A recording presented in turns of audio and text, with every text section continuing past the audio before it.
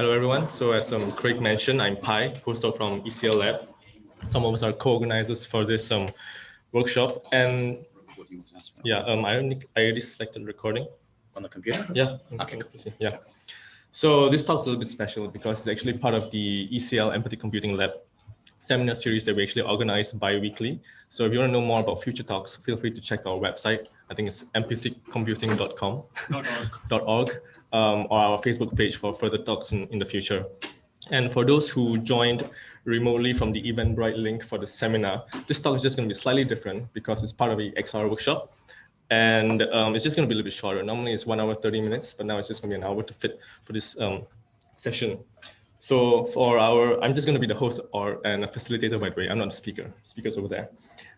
So for our first speaker, and first keynote for today, he's an assistant professor at the University of Chicago, and his research interest is on integrating computer interfaces with the human body. The title of his talk is Integrating Interactive Devices with the Body, which is about interface paradigms that supersedes wearable computing. So please welcome Pedro Lopes. All right, thank you. It's so nice to actually hear claps in the same room. All right, I'm seeing from your smile that you can hear me fine and you can see the slides. So I'll just kick us off. Thank you so much, Pi, Craig, Mark, and the whole gang for inviting me. I really hope you're having a good workshop, and I wish it keeps going interesting for all of you. And I hope to attend some of the talks later as well. So I'm just going to jump start into what the hell do I mean when I talk about integrating the interactive devices with the human body. And I'd like us to start off with 2 examples so this doesn't get too abstract, and you can actually see what I mean. Here's one of the systems we've built. We called it Muscle Plotter at the time, and you can see 2 car designers. They're drawing cars, trying to figure out which of these 2 car models, these 2 car sketches, is the most aerodynamic. In other words, which of these 2 cars opposes the wind the least. Normally, car designers go onto a CAD simulator, computer-assisted design tool, and do this whole simulation on a computer. But these 2 fellows are going to attempt to do the same thing with pen and paper. So they're using an Anoto pen, which is a pen digitizer. Everything you write on paper gets tracked by a computer in the back end. And now you can see a bizarre thing happening, which is that this user is actually plotting, drawing by themselves, the simulated lines, the result of the wind flow simulation. But something bizarre must be happening, because if they needed a simulator, they cannot know the result. And in fact, they don't know the result.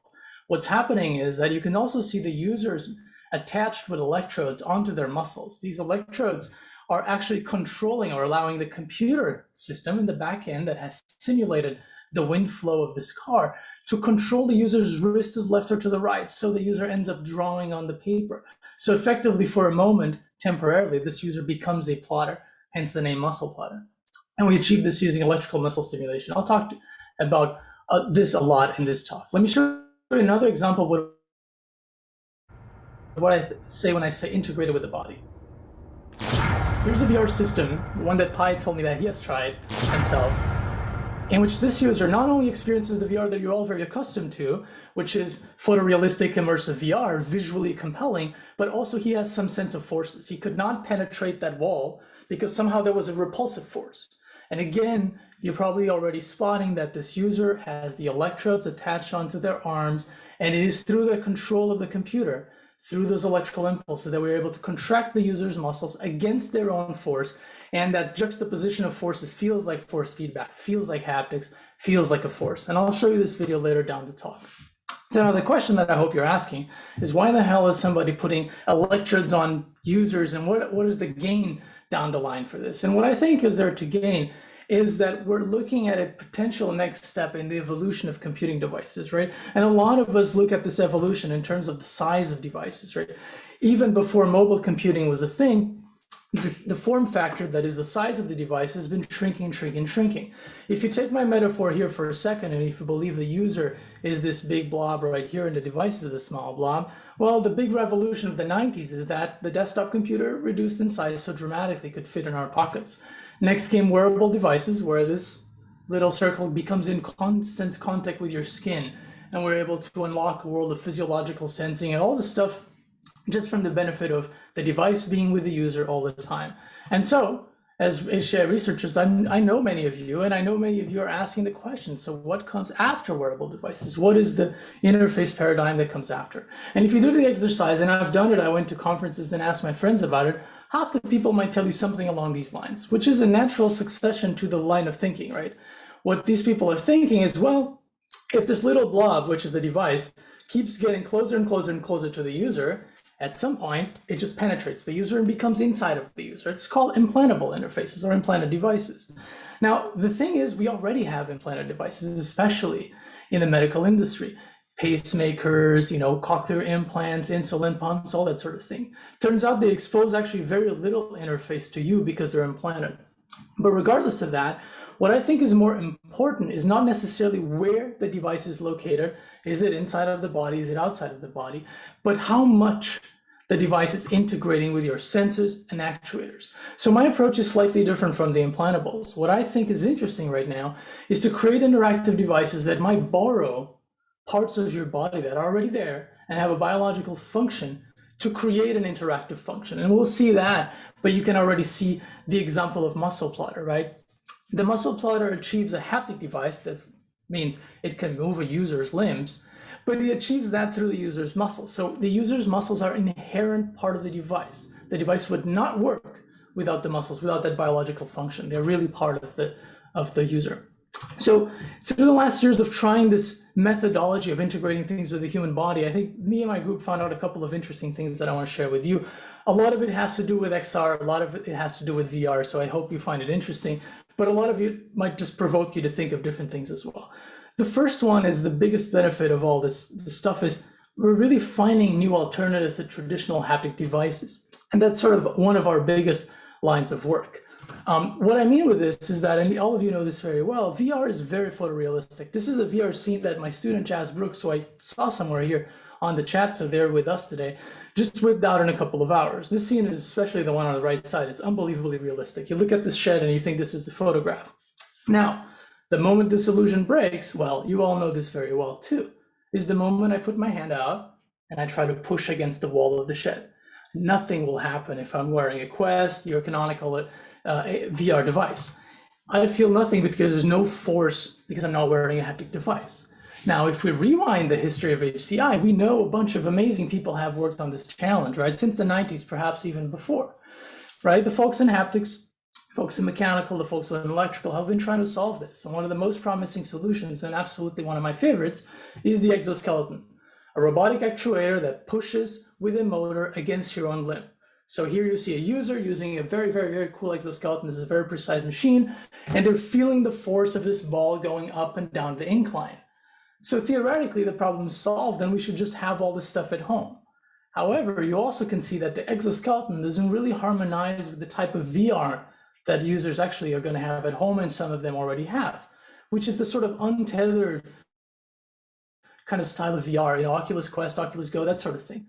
Well, the exoskeleton is attached to a wall. It's a massive, bulky device. It produces a lot of force, but requires a lot of batteries. So you see how the line of reasoning kind of clashes with this vision of having VR at home. So somehow we need haptics that also harmonize with this.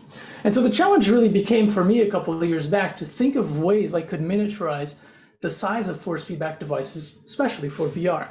And making something 10 times smaller is interesting, and you can maybe buy a smaller motor or buy a better, more efficient component. But if your requirement is less weight, less battery, less power, at some point, all of you probably realize that if you're asking all of that, and yet the constraint is, yes, I still want to preserve the same force output. I want my device to be as strong as the user. Then, this clashes with the laws of physics. You cannot put reduce the same amount of power you're putting into an actuator, like a motor. If you put half the power, you're not getting the same amount of force. You're actually getting reduced amount of force too, right? So the question here is what we need is some sort of an illusion or something that allows us to leverage the human body to produce that force. And that's why I turned to directly stimulating the user's body with electrical muscle stimulation rather than pushing with motors. Electrical muscle stimulation is a technique invented in the 60s in medical rehabilitation. It's a fantastic tool for folks that have a difficulty because they had a spinal cord injury, they have motor disabilities. you name it. And that's been one of the most promising avenues in medical rehabilitation, to give people a sense of movement and restore some of that lost motor function. The way they do it is very simple. You apply a current through 2 electrodes. So let's say I apply it on the top 2 electrodes on my forearm. What's going to happen is that creates an involuntary contraction of my muscles. That just means my muscles have no other option but to move in the presence of that current. Okay, I cannot control it. That's why I'm saying involuntary, and that's somewhat important to what we're trying to do here. That force can be harvested for haptics. That's one of the things we realized, and that's sort of that teaser that I showed you at the beginning, where my colleague Sijing, or my former colleague here, is in this VR world, and he's feeling all these forces. The repulsive force of this wall. He's pushing through this button right now, and this button has a spring inside, a virtual spring, and he feels the spring as he pushes through, but it's hard to push through. And it's hard because his own muscles are fighting against him.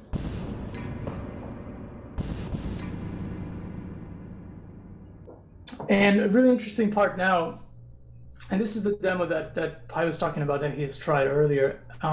When you grab onto these cubes, they have a sense of gravity, in the sense that the moment you grab the cube with the 2 hands, your muscles would involuntarily push down. What you have to do is pull up. That interaction of forces, again, involuntarily being pulled down, voluntarily pushing up, creates a sense of gravity, right? A sense that this cube is actually subjected to weight, which is really cool, and turns out it's kind of a hard thing to do in VR haptics. All right, we've taken this to a number of different contexts in which we're trying to attain the maximum realism possible, right? What you saw there was very stripped down in sense of there were no tactile haptics. There was nothing that you could feel a touch. But of course, you can combine this idea of creating force feedback through electrical muscle stimulation also with tactile haptics. Now here we're trying to render the sensation of being in virtual reality, boxing an opponent. So we're really trying to render something that has both a tactile component but also a force component, right? So when you get hit by a punch, you feel something on your skin here, and you feel the force as your muscles. Your proprioceptive system tells you you're moving backwards. So we decided to use 2 different actuators, one for each task. A little solenoid that gently taps your skin, very gently. And the muscle stimulation, which creates this massive thrust backwards. What is cool is that when you combine these 2 things, it creates an illusion to your brain that something touched you here, but that something must have had such a big mass that your arm flew backwards as a consequence. And that's why you interpret it to be this punch of the virtual boxer. And we use this for all sorts of different sports in VR. All right, I'm not going to show you a lot of hardware in this talk because I want to focus more on what we use muscle stimulation and other technologies for, but I just want you to at least once see what's inside of these things so you can kind of understand better how we engineered these devices. So this is the one you just saw in Impacto. He has a microprocessor with Bluetooth, so it talks to the VR applications. VR applications simply request haptics when they need to. I'm about to do a punch, give me a haptics on the right hand. I want to punch with this force vector. It's all powered by batteries, and most of the energy goes into the solenoid, the little electrical mechanical component that just taps your skin to give you tactile feedback. You could use a vibromotor, I'm sure. And then the core of this device is really this medical electrical muscle stimulator. Same stuff doctors use in rehab, except rather than we controlling it manually as doctors do, we have a bunch of digital potentiometers and relays that are digitally controlling what's happening and shaping the signal before we send that signal out to your electrodes and to your muscles, and that causes that involuntary contraction that you perceive as force feedback. All right, so what I'm saying with these works here, where we're using muscle stimulation as an alternative to traditional haptics, is that there's something deeper, more interesting here. And this comparison is kind of something that always humors me a little bit, but it took me a while to understand. There's some interesting insights in here. I want to share this with you. So one of the reasons why the device is smaller is because part of mechanical haptics is just that exoskeleton. If we had only motors attached to our body, we could never pull a limb. And so we're removing that exoskeleton, which is just an attachment between the pulley and the source that you want to actuate, the sort of final target that you want to pull, because our internal body is all wired up. We have a skeleton. We're not actuating motors, we're actuating muscles. There's a number of challenges in actuating muscles. I'm skipping through those here. Precision is terrible, all that stuff that, we know how to actuate motors. We really don't know how to actuate muscles. But there's something also more interesting, which is these devices based on motor-based haptics, they require a lot of power. The power, again, as I told you earlier, is proportional to the force you want to output. Now, with EMS devices, electrical muscle stimulation, we're doing a little bit of a hack here. The battery that I put in my EMS devices is irrelevant. It's a little battery that's going to last tons of time because it is just a digital signal that tells your muscles go. But when your muscles start contracting, they're not taking the energy from the electrical muscle stimulation battery. They're actually taking your internal reserves of energy, which is why I wrote carbs next to my mouth, literally the stuff that you eat and then biochemically process into ATP, which is the energy for the muscles. And that's why we're shortcutting the battery question. We're essentially using your internal reserves of energy, which allows the device obviously to be really small in terms of its battery. So to sum up, if you could only really take one thing from this, is that my approach is, rather than adding more electronics to externally induce sensations like push the hand with a motor, I'm only adding the minimal components to trick the user's biology into believing in a sensation that was internally produced. And now, what I hope you're all asking is, well, can you pull this off in another modality? And that's what I've been working on with my students, right? We've done that as a replacement of motor haptics, but can we do that as a replacement to something else? So I'm showing you here our attempt to do this as a replacement for temperature actuators. This is work by my student Jazz Brooks and our visiting student Steven. See a user in VR, they're warming their hands in this virtual furnace. Now, obviously, what she's wearing is not a temperature actuator. It looks very weird. It's actually an olfactory device. All it can do is send things onto your nose, send chemicals onto your nose. And in fact, the chemicals it sends are very special and specially selected. The first one is capsaicin, which is an active ingredient in chili peppers. When you eat chili peppers, you feel really hot. Well, that chemical interacts with a nerve inside your nose called the trigeminal nerve and gives you, again, an illusion. And the illusion is the environment must be hot. And so she feels the warmth of the furnace. Now, a big blast of wind comes, environment gets cold. We start emitting eucalyptal, which is similar to mint, which you all know when you have a breath mint, you feel really cold and really refreshed. Well, that's because that chemical interacts with the trigeminal nerve and gives you an illusion of temperature. The nerve is selective, not only to mechanical physical temperature, but also to chemicals. And we're tapping in that pathway, the chemical pathway, to give an illusion of temperature. As she walks around in the snow more and more, we just keep emitting eucalyptal more and more and more and more frequently.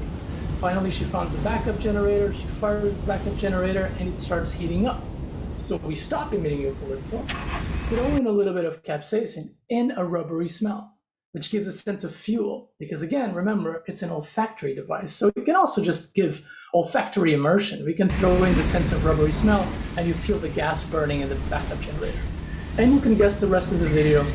She goes back, we stop emitting eucalyptal frequently, we start emitting capsaicin more frequently, and we switch, we sort of crossfade between cold and hot. Again, people have been looking at temperature in VR very successfully. Like, one of the best demos I've tried is when folks use light bulbs that produce a lot of heat, sometimes called heat lamps, air conditioners, all that kind of stuff.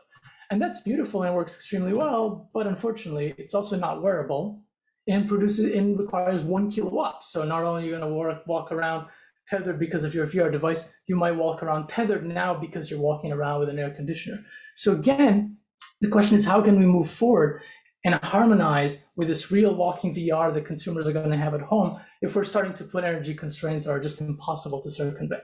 So the challenge, make this use 1,000 times less energy. Well, you can't do that, again, with an air conditioned unit. Laws of physics, put less energy into the air conditioner, you get less cold. So why don't we do that by creating a new illusion? This one is a chemical pathway illusion, activating the trigeminal nerve with these chemicals, sub amounts of these chemicals, very, very, very little. You almost cannot smell them. And that allows us to do this with just micro pumps, a quarter of watts, so nothing really spectacular in terms of power consumption, but we finally get an illusion of temperature, which is something really exciting.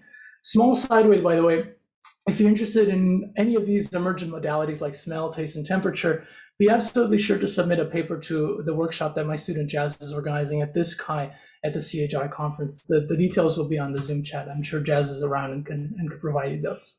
Now, because we're talking here at an XR workshop, I want to talk of a side benefit of this analogy between motor-based haptics and muscle stimulation haptics that I think might be interesting for all of you. And this also took me a while to realize it, but I've been very happy that I found it, because we've been able to extract a number of interesting new types of haptic devices from this analogy. And the fact is, because the exoskeleton needs to be there, if you're trying to provide force feedback to the human hand, well, you have to attach to the human hand, which in the end of the day means this is great for VR, where everything is projected. You're in a black box. It's fine to be grabbing a handle all the time. We're very happy grabbing controllers in VR all day long.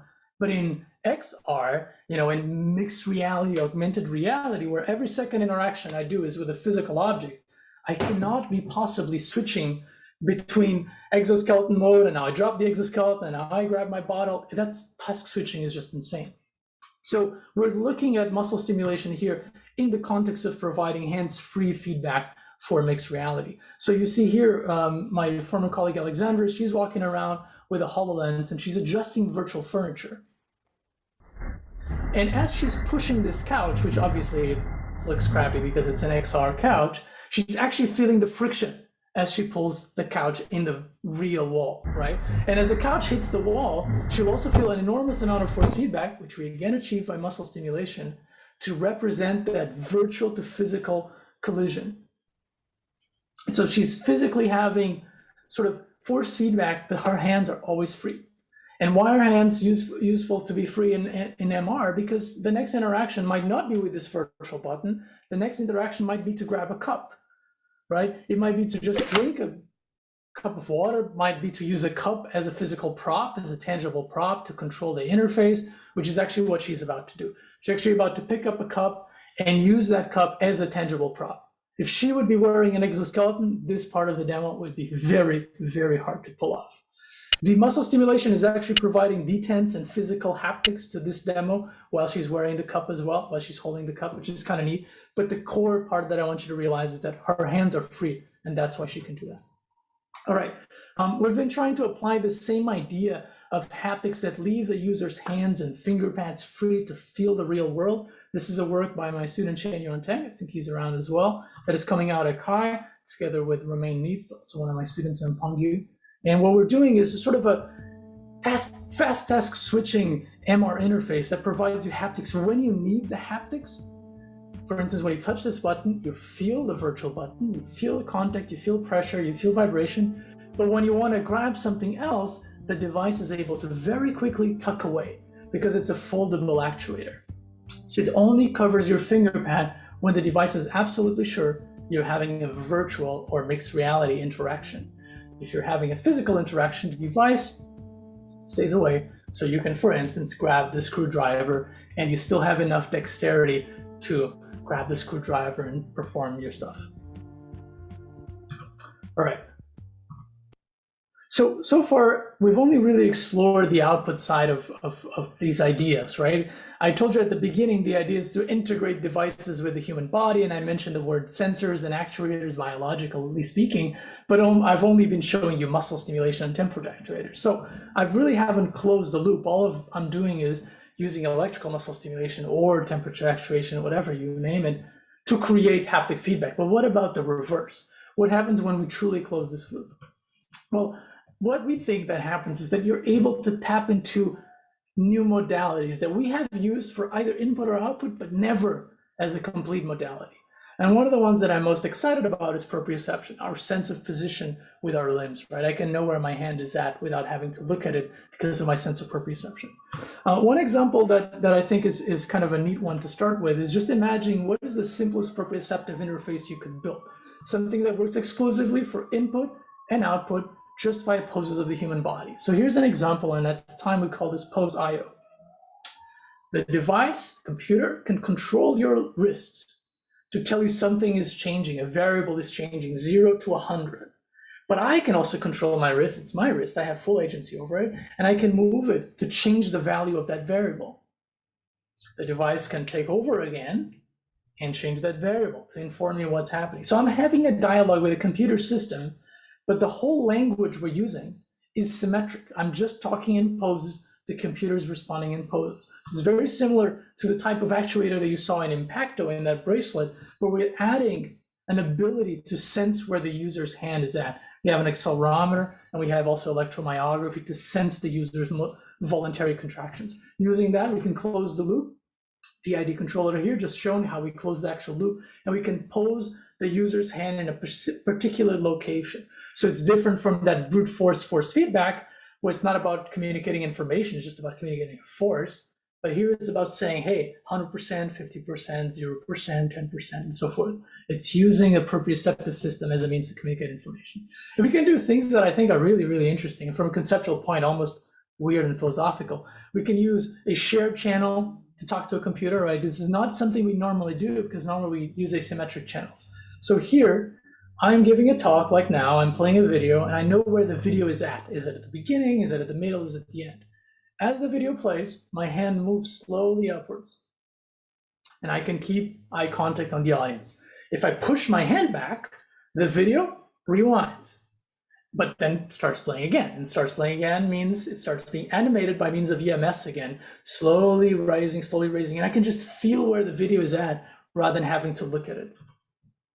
Obviously, we don't have to do the symmetry in the same limb. We can make very interesting interfaces where we somehow give the computer a surrogate limb and I take control of another limb. And we can create very weird games. And I'm on purpose not saying the word video games because there is no video in here. For instance, this is a game that kids play together when one person is trying to slap the other person. It's usually called red hands or slapsies. But here, my fellow colleague, Patrick, he's playing against himself. Right, so one hand is controlled by the computer, trying to slap him. He's trying to avoid really, really fast. And it is a full computer game because we use a microphone for tracking how many points you lost and how many slaps you gain and so forth. So this gave leeway to this idea of proprioceptive interaction, which I hope more people, especially in the space of XR, start to tamper with. This idea that I'm interacting through my own poses of my own body.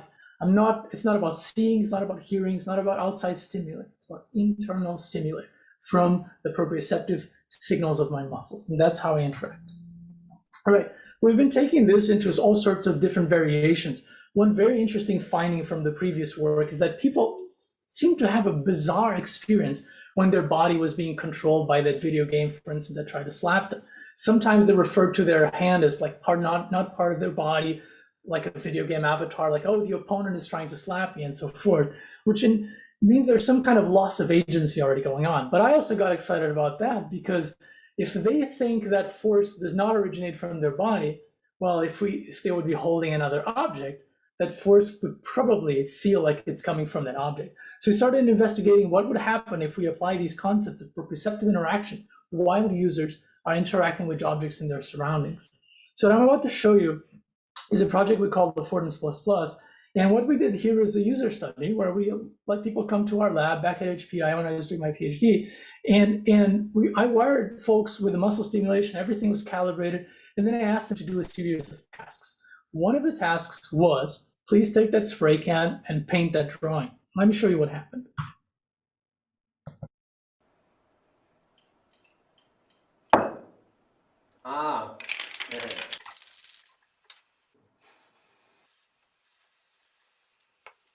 Okay, that was cool. I totally would have forgot to shake it. I need to shake it.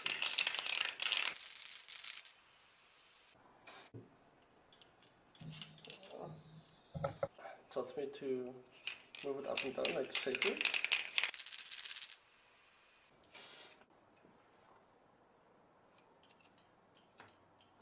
Yeah, I have to shake her. So as you can see, there's a number of findings. The less interesting finding is that computer scientists are terrible at operating spray cans, and 11 out of 12 or something like that forgot to shake the spray can, which was great for my purpose. Because what's happening, and you could see the first shaking looks somewhat artificial. Again, muscle stimulation has very low precision, so my shaking algorithm looks terrible. But what happens is that you grab the spray can, and if you forget to shake, the system starts shaking for you. So you're effectively learning how to do something that you don't know, or you forgot, or manipulating an object you're not familiar with. But by virtue of learning, it's not watching a YouTube video because your muscles are already doing it. So that's why there's this eureka moment where people go like, oh, I see what's happening. It's already happening. It's not like you're watching a video. So the action and the aspect of translating motor learning is sort of all subdued and at the same time, which I find very, very interesting. And we'll see in a second that's kind of cool. I'll jump over this one, but I'll show you the drinking water because, you're probably thinking like, how the hell can someone mess up the task of drinking water? It's understandable to mess up something if the interface has very little affordance. For instance, the spray can has a terrible affordance because, nothing in the shape of the spray can tells you that you have to shake it. Right? It's very hard for the designer of this spray can to embed the shaking behavior in its appearance, in its feel and everything. But like the cup looks fantastic. I mean, how could you mess that up? So let's see what happens. Okay, I feel like it doesn't want me to touch the water.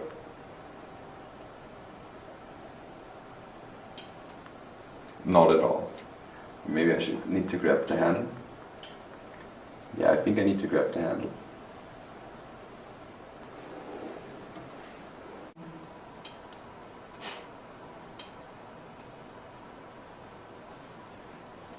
It's so hot. It's not cool to grab the thing, but the handle is okay, no matter how I grab. But it allowed you to grab it on the much colder. So you're probably already spotting what's going on. We're playing around with the concept of dynamic affordance, which is something that you can't do very well if you don't have a haptic device like this one, right? So the cup was actually too hot. There were contents of water inside and too hot. And the problem with the cup is that it affords two modes of grabbing, like this and like this by the ear. And what we're doing is, what if the object could switch between what it wants you to do? Right, so it repels you from grabbing here, but allows you to grab here.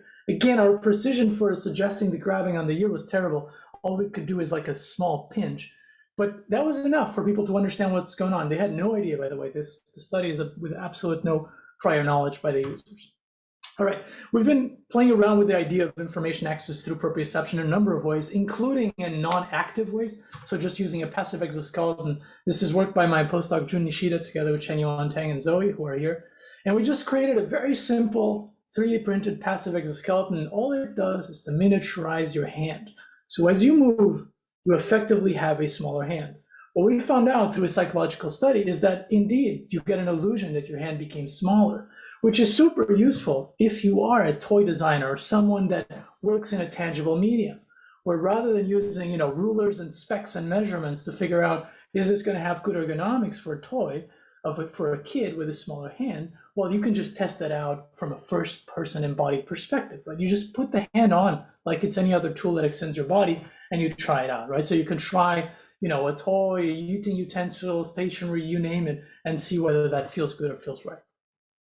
All right, so in just taking a small break here, these are sort of two different tracks where we see some advantages to directly integrating, reusing parts of the human body for the sake of interfaces. One is an alternative to traditional haptics, be it motor force feedback or temperature haptics, as you've seen before, but also in a way to promote modalities that are internal to the body, like proprioception, stuff that we're really good at, but it's hard to put into an interface. Now, I'm not saying this supplants implanted. I actually think these two things go hand in hand. They are kind of the parts of the same story, but I'm saying there is a big difference before those interfaces to the canonical interfaces we're used to. What I'm saying is that when I'm interacting with my smartwatch or with my smartphone, the boundary of who's doing what is clear.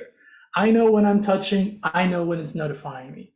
Now, if the device is like Affordance++ and it's shaking for me and making me do all these things, the boundary of agency becomes blurred. It's kind of hard to distinguish what's happening, who's doing, and it's much harder for the designer, so all of us as HCI designers, to figure out how we're going to design interfaces that promote and prioritize the user's agency. That's very hard in implanted, that's very hard in integrated. So we sort of promoted that inside our lab to sort of a mainstream track that we're investigating, where we're trying to figure out what happens to the user's sense of agency where they're exposed to these kinds of devices, especially electrical muscle stimulation, because it's such an extreme violation of your sense of agency in the sense that it's an involuntary contraction. There's nothing you can do to counter the muscle stimulation. You can try to resist it, but you cannot turn it off. It's a very interesting thing to think about. So we've been playing with this from all sorts of perspective. I've been playing it from an artistic perspective, where we've created an art piece called Ad Infinitum that we took to Ars Electronica in 2017 and had literally 50,000 people trying it out, which is a sculpture that tries to tease you to feel what it would be like if we would invert this whole idea that the devices are there to be used by you, What if you become the used one rather than the user? And so all you can do with this device is to put your hand in there and it will physically trap you. It has two cuffs that come down, and these two cuffs have electrodes. You probably can see the electrodes by the white patches. Now, when you're trapped by the art piece, it starts to stimulate your muscles, and it harvests your kinetic energy using a bicycle's dynamo. So the piece is literally living from your own energy, and it's forcing you to give that energy. The only way people can get out of it is by seducing somebody else to sit on the other side. That person gets trapped. You get freed.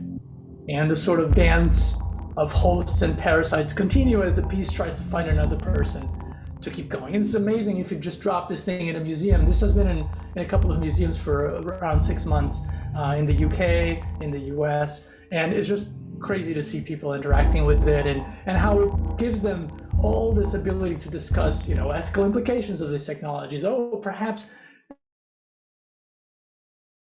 existing technologies that have nothing to do with EMS already have tons of implications and so forth, and already parasites on ourselves.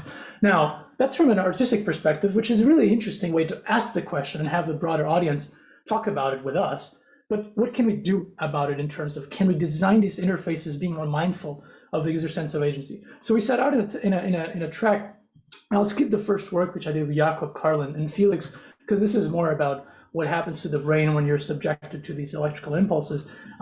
We can see where the sense of agency is going through, but more interesting is to really think from an actionable perspective. Is there anything we can do? Or is this always going to be a violation of your sense of agency? And let me show you a little example that I like because it's so extreme. Obviously, the human body has its own limitations. One of the most classic ones is reaction time. You cannot take the picture of that ball flying through the ball tosser because it's just too fast for your system. But in the same way that eyeglasses allow you to see better, obviously we can use an EMS wearable to make you act faster, or act better if you want. So we hook up an EMS system to someone, and we're able to effectively detect when the ball is about to be tossed out of the launcher, stimulate your muscles, which are already holding off to the camera, and take the picture faster than physically and humanly possible. And you can see the result here.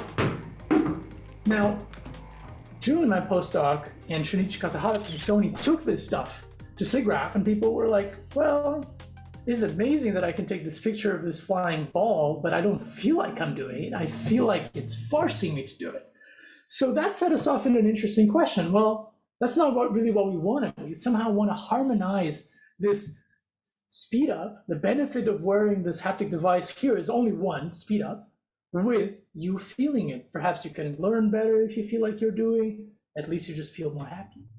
So let's plot what's happening here. We have reaction time on the x-axis, agency on the y-axis. If I ask people to do something by themselves, obviously they will feel maximum sense of agency.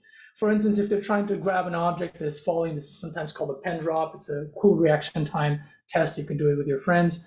Over at New Zealand, one drops a pen, the other one tries to catch. It's very hard to do. You need to get better and train at it. So maybe you're not fast enough, but you felt like you were the agent. If we graph where your own possible fastest human reaction time is, it's around 300 milliseconds on most people like me, which are kind of slow, 250 on faster people. You can graph it on the graph, and you would say that anything that we speed up by means of muscle stimulation, faster than that, it's going to feel too fast, superhumanly fast, and no sense of agency. Doesn't matter which point we pick. As long as it's like 1 millisecond faster than your reaction time, you should be able to feel that. Reaction time should be this immutable, hardcore thing that you know where it's at. But we were still kind of puzzled whether it was really that immutability. Because when you read the literature in neuroscience, you see all these interesting studies that say conscious awareness of a movement takes about 100 milliseconds to arise. It's somehow flexible. There's a bit of leeway in the temporal alignments of the different parts of the brain. Well, if that's all true, then these last points should not be the same as the very early points. So we set out to study this again with Shun and June. And we made a simple experiment where people were trying to tap as quickly as they saw a target changing on the screen. Every tap was assisted by EMS, except the EMS sometimes was early, sometimes was later. What we saw, and I'll show this here, this is the raw data on the right side. What we saw is not a binary sense of agency, like, oh, I felt EMS, so no. I did not feel EMS, so a yes, it's me. No, we saw something a bit more ambiguous and fluid, which is very interesting. So let me see if I can break this down to you. We saw this curve. The curve on the left side is hand-drawn, so apologies for me trying to average the actual curves on the PowerPoint. So point number one, as a designer, turns out you can actually kind of trade off agency and speed up, which is interesting. If agency helps people, for instance, with learning better, then that's not bad, because as you're trading off with some benefit, extra benefit, you got the speed up benefit and you got the learning benefit. That's a good thing. But even more shockingly, look at these points here. So these points here on this side, on the up, means people that were accelerated and yet felt accelerated by means of EMS, we knew it, yet were on their knees swearing to us they did it themselves, which is very interesting. Now, this only works, the curve drops off very rapidly. This only works for about 80 milliseconds of acceleration. Anything other than that, your brain immediately understands the discrepancy between the stimuli and goes like, wait a second, I haven't even planned this action and the action is already happening. But if we give enough time for you to plan the action, and the action is very constrained and very simple, don't forget, this is very highly constrained. There's no choice, nothing. You're planning the action, you see the stimulus changing, you go for it. And if we just accelerate you enough, but not too much, what we're able to do is preserve a lot of your sense of agency, which I think is really exciting. And turns out Jun and Shun took this to SIGGRAPH, and some people felt exactly what we expected. They were able to take the picture of the ball and felt like they did it. And you can see the ball is a little bit later in the shot because, again, now we're delaying the EMS stimulus by that magic number. That magic number turns out to be around 80, but it's really dependent on your own volitional reaction time. So it has to be adjusted for you. Now, what's kind of cool, and people kept asking me, so we went and went dig for it for the last 2 years, is does this help in anything? Does this help, for instance, in learning? And the answer is yes. This paper is coming out at CHI, which I'm very excited about. So what we did here is what happens after you remove the electrodes, right? So you train with muscle stimulation to be faster. You do exactly the same I just shown you, but you now remove the electrodes and you try it by yourself. Now, here's a super cool finding. If you train with this very quick EMS, the one that is very early, just blasts as fast as possible, that should be the best thing ever, because that would show you, hey, here's how fast you could be with the assistance of a machine. No, that's terrible. You actually do not get much better with that. If you train with this delayed EMS, with preserving the sense of agency, the thing that I tend to call preemptive action, that is fine-tuned for you and delays the stimulus, so it's actually not as fast as the other one, you learn. And effectively, after a session of EMS, when you pick out the electrodes, do it again, you are faster. Here by 8.1 milliseconds, which in a reaction time test is a huge thing. It sounds small, but it's huge.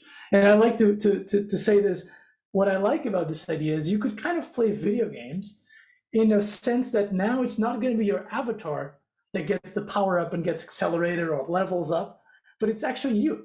You physically catch a power up for a little bit of time. During the power up time, you learn with EMS and the power up wears off, but now you leveled up. You became faster and you don't even have the electrodes anymore, which I think is really cool. All right. So let me conclude because we're almost out of time. And I just want to kind of briefly mention what I think are 4 takeaways from the work that I've been doing with my students at the lab. So one is that I think we just started this stuff. So, a lot is, I'm sure, is yet to be discovered. I'm happy to see every year more and more people sharing some of the same ideas and joining and finding even more incredible things than we do in terms of integrating devices with the human body. And different people have different takes on this. Now, one thing that we believe in my lab is that this is one very interesting possibility to supersede wearable devices. We're seeing this bubble not only go inside the body, but really harmonize, really take advantage of some biological features that we already have there. And that has a range of benefits. For instance, the trigeminal illusions, what we can do is less power consumption because we use the chemical pathway. I think these devices are also very interesting, especially when they use internal senses of the body, such as proprioception, because they give us a way to reason that is different from visuals, right? We're all very good at visual reasoning, but what happens to sort of physical modes of reasoning? I didn't show you this demo, so I really like this one of Muscle Plotter, which is somebody is playing around in a sort of textbook of optics, learning about how rays of light diffract and refract in different lenses, different styles of lenses, concave, convex. And rather than seeing the answer as you flip the page to the next book, flip the book to the next page, you just have the EMS showing you what happens to the rays of light. So now It's your hand that is also memorizing this. I hate to use the term muscle memory, but it is a catchy term that really conveys what I'm trying to say. Perhaps there's something really interesting about learning this physically. And we saw some of that with Affordance Plus Plus. It's interesting to learn to operate this spray can or that crazy avocado peeler that we used in our study by doing it rather than by learning it in instruction manual.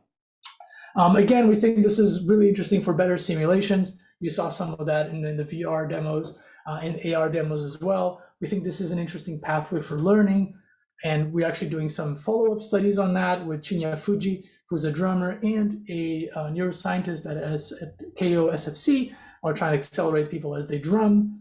And we also think this is an interesting pathway to get into sort of questions of empathy, and especially with the work of the exoskeleton that miniaturizes your hands. Then we really think that's interesting too. How could you feel a radically different body? Well, maybe the sort of proprioceptive pathway is the best to feel what that body might feel like, rather than you just wildly imagining that. All right, that's pretty much it. I just want to thank some people that were really important, instrumental in this work. Some of the earlier EMS works were done together with my PhD advisor, Patrick Bowdish from the HPI, and obviously the rest of the talk was done really with these beautiful, amazing students that I have at UChicago, which are just a pleasure to work with. Some of them are in the chat, and if you ask questions about their work, I might just pass the ball because they know so much more than I do about these things. That's it. Thank you so much for the invitation once again, Craig and Pi and Mark and the whole gang over there. Thank you so much for the amazing presentation, Pedro. I'm not sure if any of you guys had the opportunity to try out EMS, but it really does make your arm fly off. I tried his toys before. But the first time you tried it, it's just bizarre. So we have about 10 minutes for the Q&A session. And if anyone has questions over here, you can just directly raise your hands. Otherwise, if you're remote, you can also raise your hands on Zoom or just type your questions down on the chat. And I see that there's actually already some questions on the chat. So maybe I'll just relay it over to you, Pedro. So there are some questions by James Campbell. The first one is that, is there any research into hybrid EEG sensors and dermal anchors? Let me see if I can find that. All right, so James Campbell. Hey, James, you're asking, wait a second, hybrid EEG sensors and dermal anchors. I am not sure exactly what do you mean with dermal anchors? Do you mean sort of sub-implant, but not at the muscle level implants? Feel free to just type yes or no, or just unmute yourself if that helps. Well, I hope you guys can hear me. Oh, okay. Hey, James. Basically, dermal.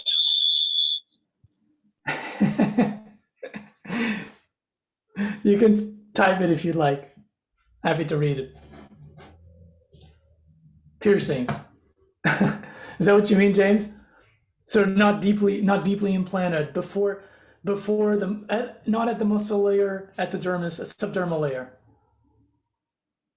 And again, I do very little EEG, so I would not be the right person for that. That being said, there's in the space of electrophysiology, the folks that do EEG sort of split into two categories. I know if people do EEG are going to hate me for saying this, but let me just tease them out for a second. Split into two categories, right? The ones that are doing implanted, which often is very hard to pull off in interactive settings because there's a risk to the implanted stuff. And then there's the folks that do sort of at the scalp level. And I've done some work with scalp level EEG, but never with implanted EEG, sometimes called ECOG, by the way, electrocortical encephalogram. And there's obviously a number of reasons why you want to implant things, and the same analogies hold true for EMS, right? So one is that stuff is implanted, the signal quality is fantastic for sensing, but also for stimulation. For stimulation, signal quality often means, less impedance matching, less battery consumption, cleaner signal does not go to the muscle I don't want, and all sorts of things. I don't know if that answers your question. I truly believe in yeah, that's good. I think that the space of implants is about to explode as more and more folks, as you were pointing out to yours, I guess, have implants that are interactive and have an interesting feel to it, right? So many of my friends have magnetic implants, which are very interesting in the sense that they get to sense EM fields and so forth, which at the cost of sensing it through tactile, but still is super interesting. Patrick Yonel, one of my co-authors there, had an NFC kind of implant, so you can encode information, etc. I think that space is very interesting. Now, what I provoke the folks that use and work on implants to think about is that stuff exposes very little interface. We have to be incredibly creative from an HCI perspective. How exactly are we going to connect that to the things you interact with and so forth? The work that we've done on Affordance++ actually had two versions, the sort of clunky OptiTrack version and a smaller version that I made with RFIDs, in the sense that the idea was kind of here, and as you would contact the spray can and grab it, the RFID from the spray can would detect your antenna. They would communicate, and the spray can would just say, hey, my tag is shaking, so please start shaking. And I think that's an interesting space for wearables and implants, is like, can we get these dynamic behaviors into implants? So want to see more people doing that. Awesome question, James. Great. I think there's actually some more questions by James, but I'm sorry, I'm going to interrupt you for a second. Just wondering if there's anyone in this room who has at least one question. Maybe, yeah. I was interesting thought about if we can simulate different things in the virtual environment. If I shut my hand in the virtual, can we simulate pain? Do you get the question, Pedro?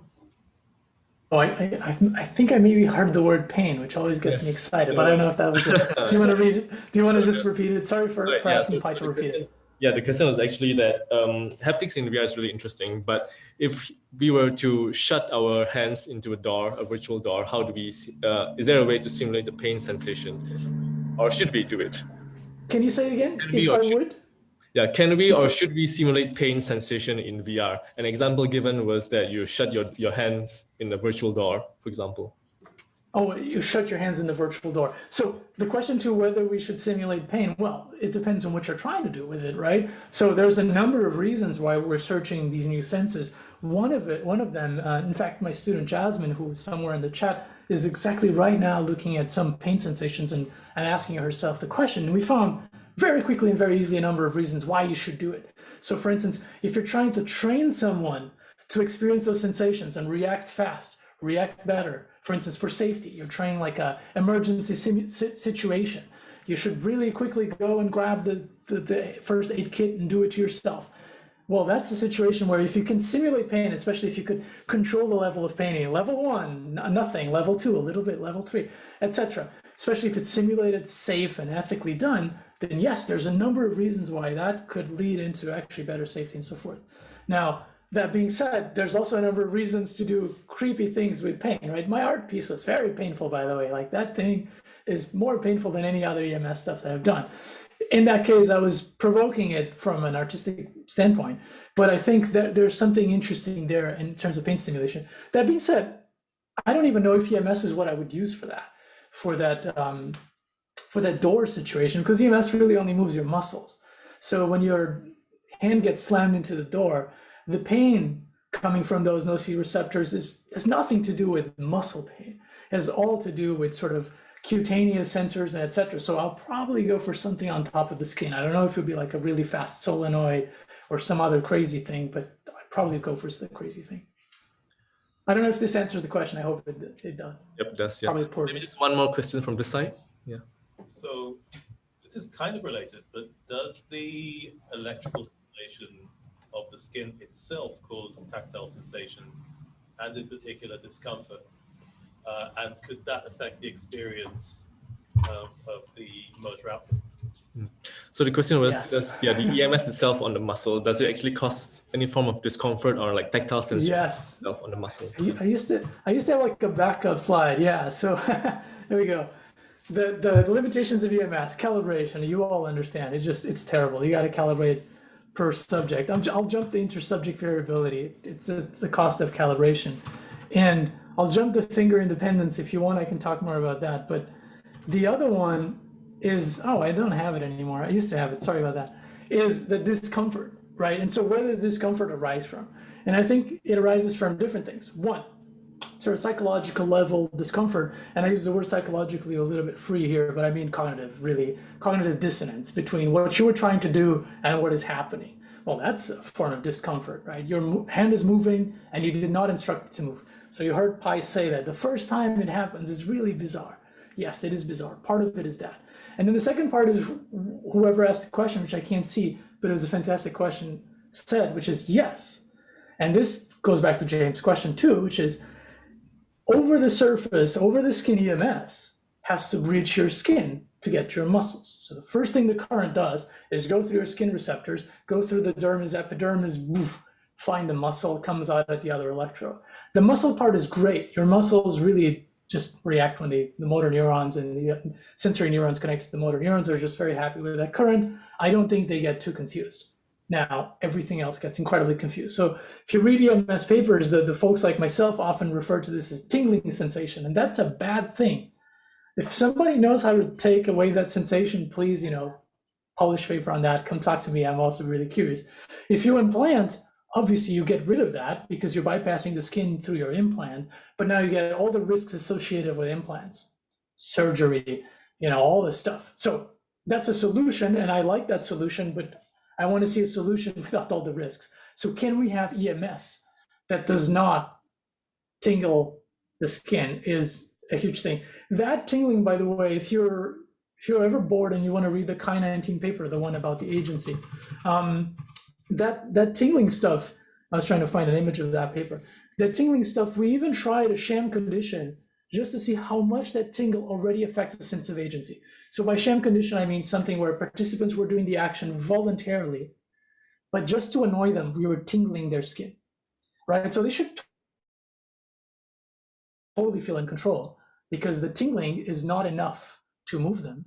But that tingling already affects the sense of agency because yes, it's a discomfort. It creates sensory stimulation where that shouldn't be, et cetera, et cetera, et cetera. So that kind of sucks. I see someone asking for the finger independence, so I want to jump on now. Yeah, so we actually have run out of time, but I think I'll just squeeze one last from a remote. There's a lot of questions going on right here. I think there's a few more going on, but we ran out of time, so I'll just squeeze one more in. We've got one by Morris asking, do users feel in control when they consciously decide to let the technology overtake an action using their own body? So that's a really good question. So one thing that you got to look out for in a word of conscience with our study, with this thing of the agency, is that we got rid of that confound because we were evil, and we said, hey, users, you are trying to do the same as the machine are trying to do. So there's no decision in that task. We just submitted a paper, I hope nobody's reviewing it, where we repeated the task with decision involved. So now the users are trying to decide left, right, up, down, whatever they're trying to decide, and the EMS can also help them decide, counter their decision, or a number of complex factors right now. But what you're saying is, if you're already willing to do the same thing as the device, your intention and the device are shared, that is one of the reasons why we have still a degree of sense of agency. Because if you're not willing to do the whole thing, well, that obviously you have sort of a prior that disrupts the whole experience. And I doubt that you would have any sense of agency, maybe a little bit, but my sense is that completely canceled. So yes, that was a precondition that we buried in our study design on purpose, so we could investigate the most simplest case, which is you're trying to do the same as a device is trying to help you do. Now, I think there's a more interesting question, which is actually the more human questions. Like, I'm trying to decide left or right, and I have this ability to have help from a haptic device. But in which conditions will that disrupt my sense of agency? Is it when the outcome is beneficial to me? Is it when the outcome is negative? Is it when I mess up? Is it when the device messes up? The combination of both? Is it when it comes faster than me? Does that change when it helps or when it disadvantages me? All those questions that we're trying to answer right now with the stuff that we just submitted. Great. Thanks a lot, Pedro. So that brings us to the end of this. Sorry, we are pretty much past the time already, actually. So this brings us to the end of the seminar / keynote. If there are any further questions, feel free to check Pedro's papers, or you could go through me. I'll bug Pedro, or you could bug Pedro directly. I'm sure he'll be happy to answer the questions. Yeah, absolutely. For whoever is interested in the finger independence papers coming out at Chi, the next Chi, I'm happy to send you the link. I think it was Gun Lee. Happy to send you the link just to have a look at the video. We found out a better electrode layout to have more independence, but the problem is not solved. That's the summary. There's more problems. Great. Okay, so thank you, Pedro, for the talk, as well as everyone attending so much. Locally and remotely. So just one more round of applause for him.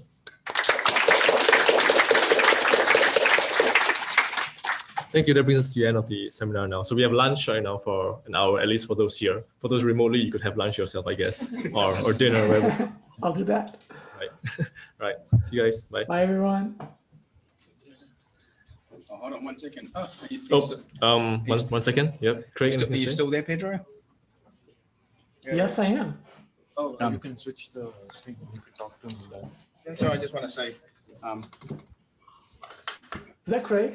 yeah, we have some chocolate that which we're going to send to you. I don't know if you can see that. I cannot see it, but I want it. Oh, there's a 3D camera. I'm sticking it around. Oh, wait. There you Where's go. that one? I guess it's over here. There you Over go. here. Yep. Whittaker chocolates. Oh, yeah. Doing the chocolate. So while you're in hibernation in Chicago, and Thank you. cool. Get your address and I'll flick it to you. Thank you, Craig. Thank you.